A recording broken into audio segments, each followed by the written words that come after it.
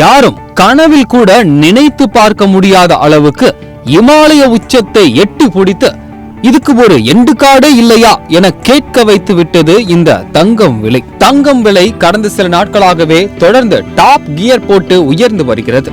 விலை உயரும் என கணிக்கப்பட்டிருந்த போதிலும் இந்த அளவுக்கு உயரும் என்பதை யாருமே கற்பனை கூட செய்யவில்லை.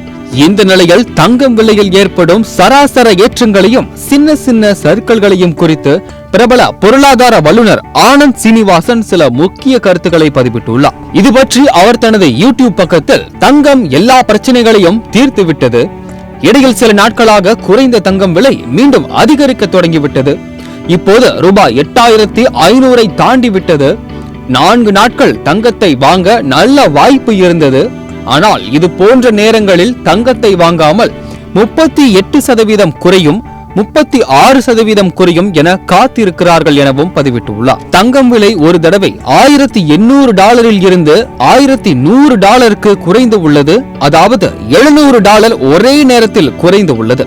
ஆனால் அந்த சமயத்தில் நமது ரூபாய் மதிப்பும் சரிந்ததால் இந்தியாவில் தங்கம் விலை பெரிய அளவில் சரிந்தது போல நமக்கு தெரியவில்லை.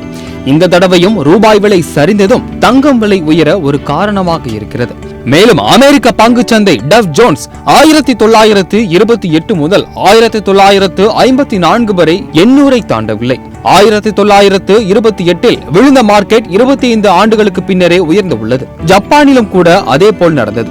ஓவராக அதிகரித்து விட்டால் அது போல் மீண்டும் சரிவில் இருந்து மீள பல ஆண்டுகள் ஆகும் என்கிறார். அது மட்டும் இல்லாமல் அவர் தனது மற்றொரு வீடியோவில் அமெரிக்க மத்திய வங்கி தனது வட்டி விகிதத்தை குறைத்தால் தங்கம் விலை அதிகரிக்கும் என கூறியிருப்பதோடு இந்த ஆண்டு இறுதிக்குள் அமெரிக்க மத்திய வங்கி தனது வட்டியை குறைக்க வாய்ப்பு இருக்கும் நிலையில் அப்போதும் தங்கம் விலை புதிய உச்சத்தை தொடவிருப்பதாக சொல்லியிருப்பது இதயங்களை படபடக்கவே செய்கிறது. இது ஒரு செய்தி மட்டுமே.